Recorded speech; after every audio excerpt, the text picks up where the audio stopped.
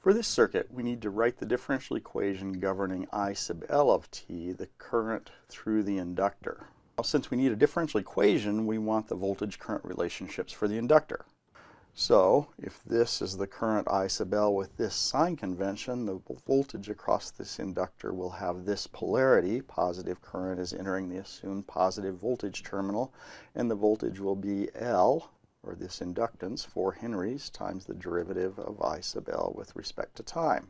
Now all we need to do is KVL, KCL, and Ohm's law. Let's call this node A, and the first thing I'll try is KCL at A.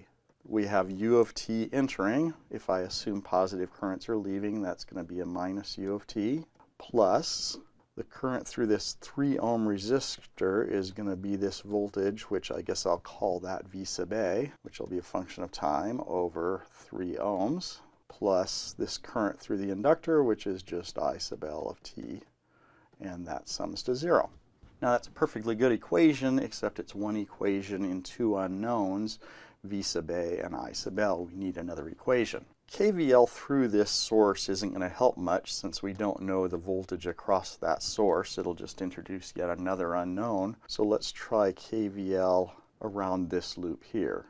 So I have a minus V sub A plus the voltage across this inductor is 4 DIL of t by dt plus 6 ohms times the current through here. If I apply KCL here, this is also I sub L of t, is equal to 0. Now I can solve this for V sub A, and I'm going to get lazy and drop the explicit functions of time. So taking this on the other side, this is 4 DIL by dt plus 6 I sub L. Now I can plug that in up here, taking U of t to the other side. So U of t is equal to 1 over 3 ohms times this V sub A, 4 DIL by dt, plus 6 I sub L, and plus another I sub L of t. And that's a perfectly legitimate differential equation governing I sub L for t greater than 0. It's always a good idea to check our results whenever we can. So let's take a look at this differential equation and see what happens if U of t is a constant and we let t go to infinity. So we're looking at a very special case and seeing what happens. If this is a constant and t goes to infinity, then I sub L has to be a constant too. The homogeneous solution will have died out. We only have the particular solution, which has the same form as the forcing function. If I sub L is a constant, DIL by dt is 0. So let's call U of t a constant capital U. That's 2 over 6 I sub L plus I sub L. So this is going to be 3 I sub L as t goes to infinity.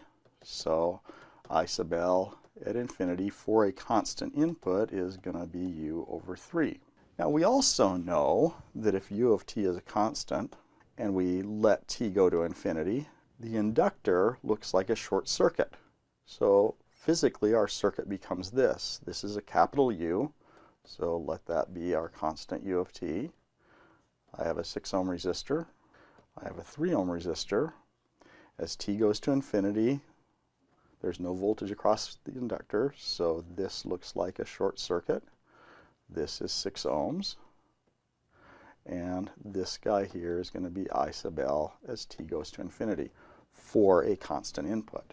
So now this just looks like a current divider. So I sub L at infinity is the total current, U, times the other resistance, 3 ohms, over 3 ohms plus 6 ohms. That's 1/3 of U. And those look like they check against one another. So now we can be pretty happy with this differential equation before we go to all the work of actually solving the differential equation if we're ever given an actual function for U of t.